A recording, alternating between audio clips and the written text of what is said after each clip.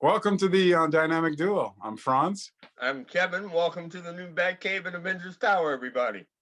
Kevin, lots to talk about, man. One thing for sure is that we're never going to run out of subject on this show. That's for sure. That's absolutely for sure. But if you'll indulge me for a second, and we've already discussed this on a previous show, but I just have to tell you, I'm absolutely falling in love with The Mandalorian. And I know I'm late to the game. I know I'm season 1 and we're already in season 2, going on season 3. But I'm just falling in love with the show. And it's fascinating because I watched the making of it. On Disney Plus, they have the show, and they also have the docuseries about the show. And I randomly clicked on one of them, and it happened to be the one that I wanted to see. And I'm just fascinated by their process, which I'd like to discuss with you as a filmmaker. It's just genius to me. And I think that is going to be the new standard by which movies are made. And if I can pat myself on the back a little bit, that's always what I can't say that I anticipated doing or wanted to do because it's new technology. But I think I would have landed in the same space because that would have been my process as well. What I mean by that is that, I always envisioned giving the opportunity to make a movie, right? And the question is, how would I do that? And I've been humbled at times by realizing that being a director is not a simple thing. But my process was always find what works, right? And emulate what works. Find what's exciting and emulate that. And anime and certain cartoons and this action sequences have always been something that I've appreciated and something that I've always wanted to transfer into live action, even before The Matrix did it. So that was always the plan, to kind of bring those experts and say, okay, do that for me, and sketch it out so that I can now transfer it into a live action type of situation. And I don't know if you've seen that particular episode that I'm talking about, but I just think that their process is fascinating. Well, first of all, thank you. On behalf of George Lucas, Dave Filoni, and all involved, thank you for getting involved with it. I honestly thought that you had already seen it. Yeah, I was keeping it a secret. Well, I was ashamed. But, no, but I'm really glad you're enjoying it. As far as the behind the scenes thing is concerned, yeah, I've seen every episode. The truth is, I actually have them recorded. Wow. I record because I think I told you some time ago. I've got gobs and gobs and hours upon hours of behind the scenes stuff dealing with Star Wars on every level recorded. And when they did the behind the scenes galaxy stuff, it was like, yep, I gotta have this. Yeah. And the way that they even just sat around the table and were talking about, it was like, oh my goodness, this is, this is heaven right here, because this is what it's all about. And they've nailed everything. And I'm going to say something out loud that a lot of people may agree with me on and may disagree with me on. In my opinion, Jon Favreau, as a director, producer, and creator, all the way around, as well as writer, to include that, in my opinion, he's the heir apparent to the Lucas and the Spielbergs of now and in the immediate future. It's him. The man simply taps into what fans want. He taps into the creative side of what all of this is about, and it works for him.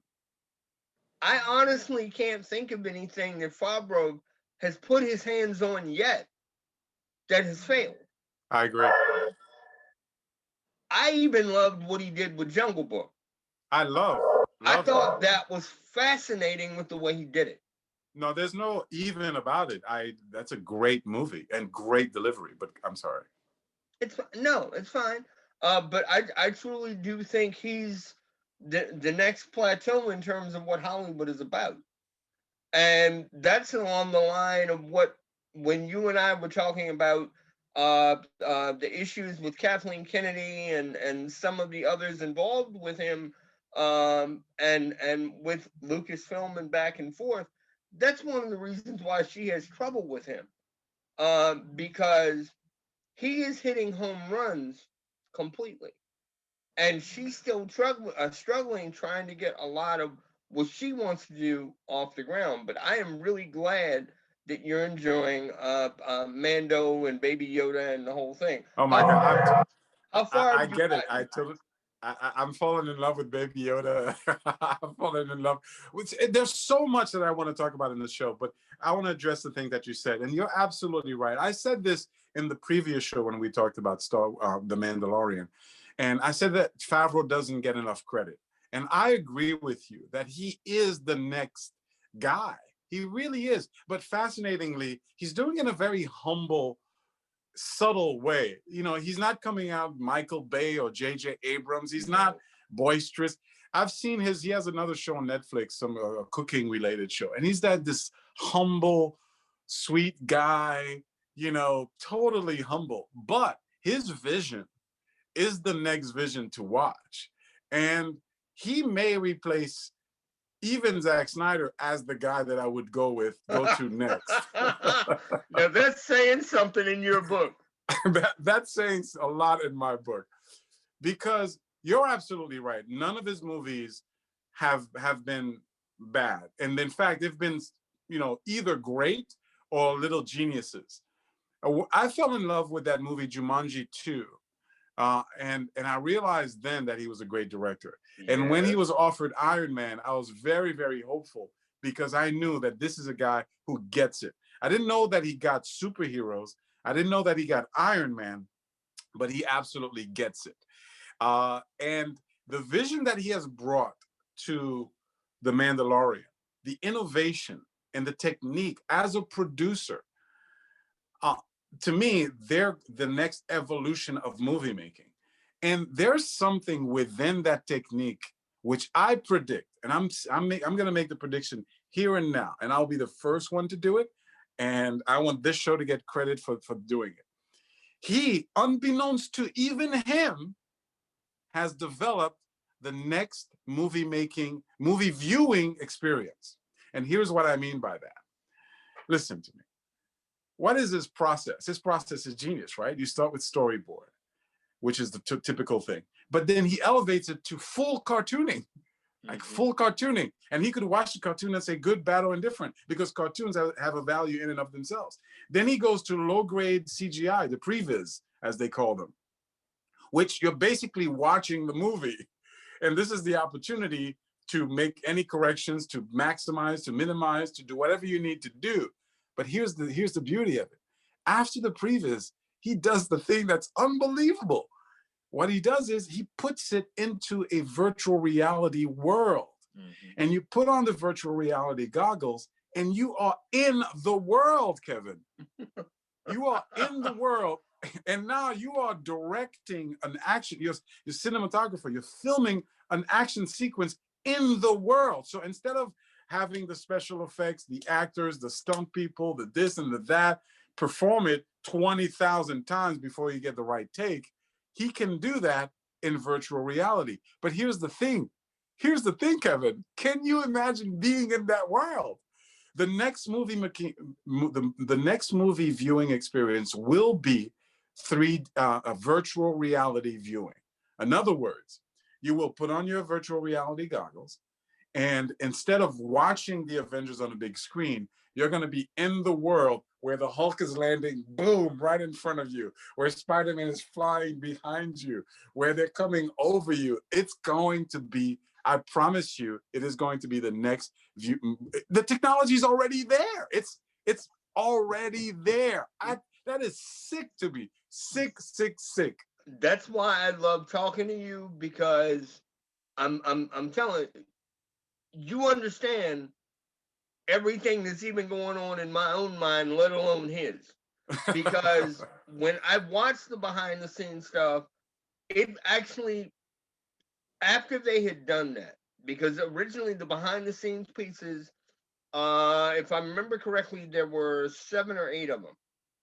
And after I watched it, I went back and watched the first season again. I Wow. watched the entire, based on what they had broken down. I watched the entire thing again, and I fell in love with season 1 all over again. Yeah. And let me ask you, how far have you gotten for season 1? Have you finished it yet? No, I haven't. No, I'm slow. I'm slow. I haven't finished it yet. Okay. Okay. Like I told you the other day in the text message, I'm gonna turn you into a diehard Star Wars fan yet. That may well do it. That may well do it, because I'm telling you, after I watched that particular episode of Behind the Scenes, it just gives you a whole new perspective of the show, and you get it. Like every shot, what makes the Mandalorian. By the way, to my credit, I'm going to give myself a pat on the back here. But even before watching the behind the scenes, I recognized what the show was. I recognized it was a remake of Kurosawa. I recognized that it was Lone Wolf and Cub in particular. We talked about, you recognize that it was Westerns. And then I'm watching the show, and Jon Favreau says literally exactly that. He's like, look, Lone Wolf and Cub. And I'm like, that's an obscure reference. That's if you don't know, you don't know. Right. Lone Wolf and Cub.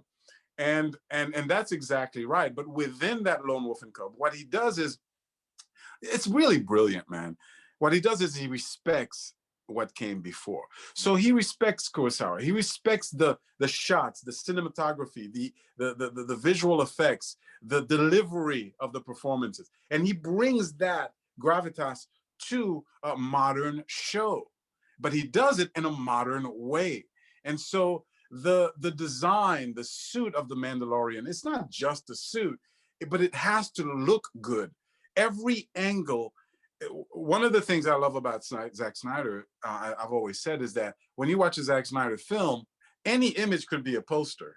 It could be something you could snap and put on your wall.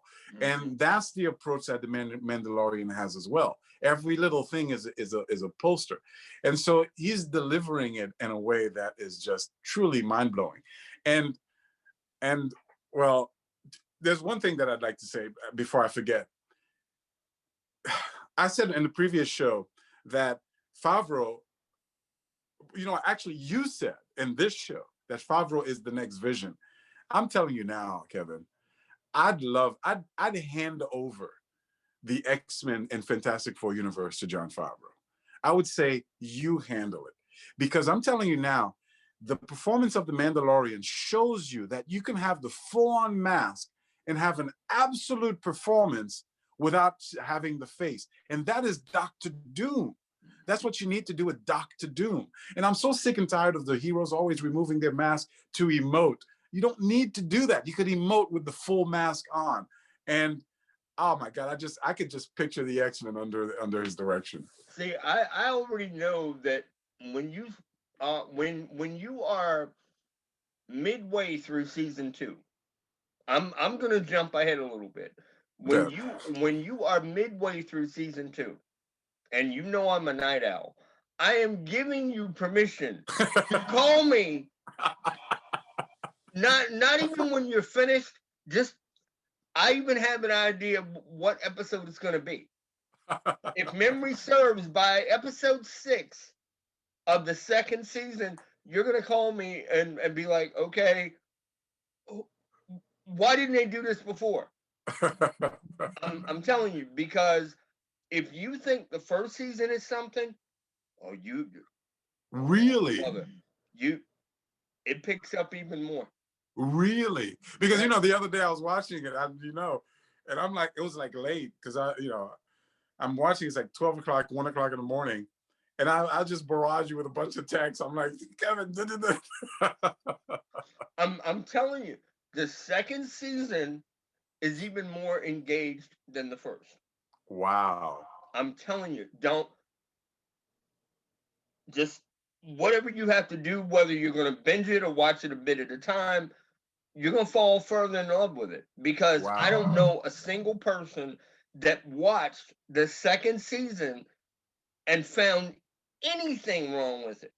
Wow. Normally, when you go into a second season or Yeah. whatever, whether it's direct production for television or now streaming, somebody will say, "Okay, well, this is a problem," and I didn't know. That doesn't happen with this. Wow. It does not happen with this. The It's writing, amazing. the writing becomes stronger. The way that the shows are set up, they're stronger than they were for the first season. The acting is first rate. They've nailed everything. Wow. Wow. Everything. I am on bended knee for them to release the soundtrack. Wow. Okay, I want the soundtrack.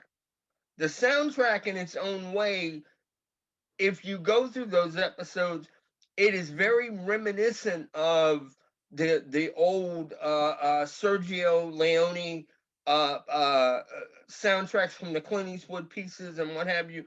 You Yeah. could almost picture the Mando walking through somewhere and hearing,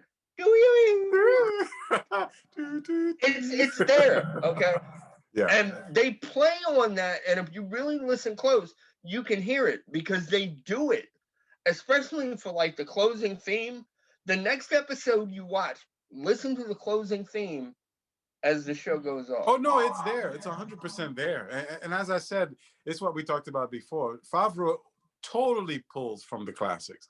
Totally gets it. Listen, that's what the Orkowski brothers did with Netflix, and that's what it should be. You honor and respect the original material rather than run away from it. Look, he honored and respected Iron Man. He went to the comic books. He respected the character. He respected the genre, and he respected the superhero. You know, and he delivered that, and that's what he does. You know, you talked about earlier, man. Can you imagine being at that table? You know, that table. Can you imagine sitting at that table? I'd give my eye to be at that table. Favreau, please, man. Listen, I could contribute. I got something to contribute. Do you remember by the way, I'm sorry. Do you remember a couple of months ago I said to you that I would love to see an adaptation of Superman versus Spider-Man, even if it was done on an animated level? Favreau is the one that I would love to have do it. Oh yeah. Right now, as I said, I'd hand the reins to Favreau on just about any project. Listen, the process that he set up is a cookie cutter process that's brilliant, that you can hand over to. I don't want to say you can hand over to any director, but you can trust it that it's not going to fail. And I think that's why season 2 is so solid, because by the time the director has it in his hands to do their job, it's done.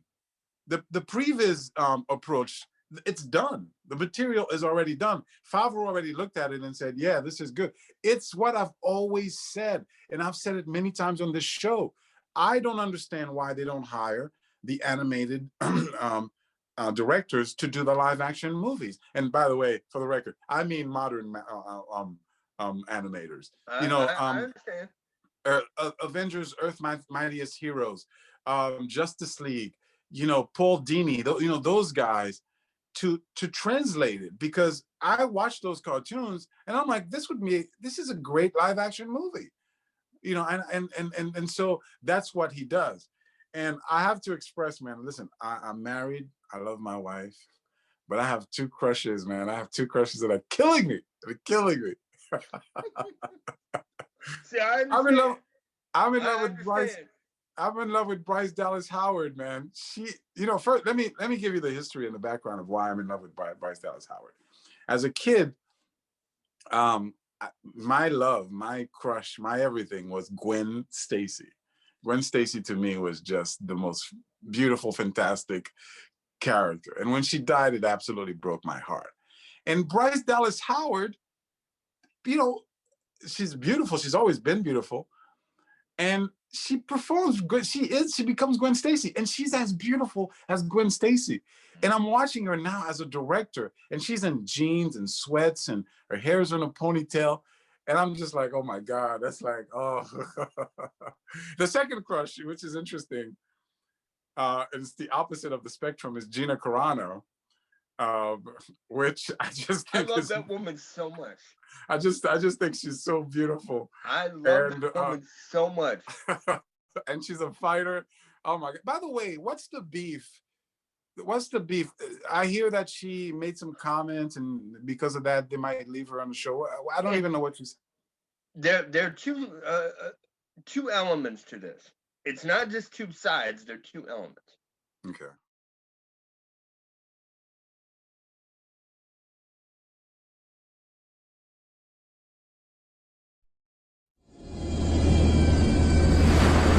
This looks like a job for Superman. Hey, look! It's Spider-Man! The dynamic duo return next week. Don't miss it.